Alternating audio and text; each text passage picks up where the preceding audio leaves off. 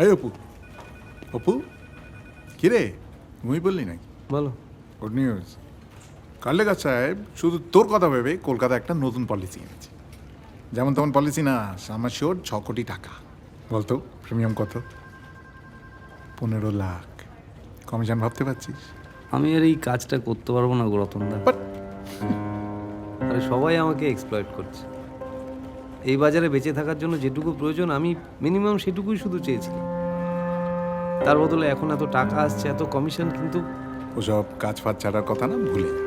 Company তোকে নিয়ে ভাবছে, ওরা তোকে ছাড়বে না। ছাড়বে না মানে? মানে তুই ওদের মার্কেটে রিসার্চের না? দেখ ওসব গাল ভরা কথা বলো। Guinea pig guinea pig.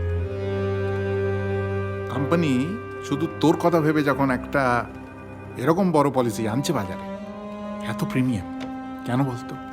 প্রিমিয়ামটা মার্কেটে সুদে খাটাবে।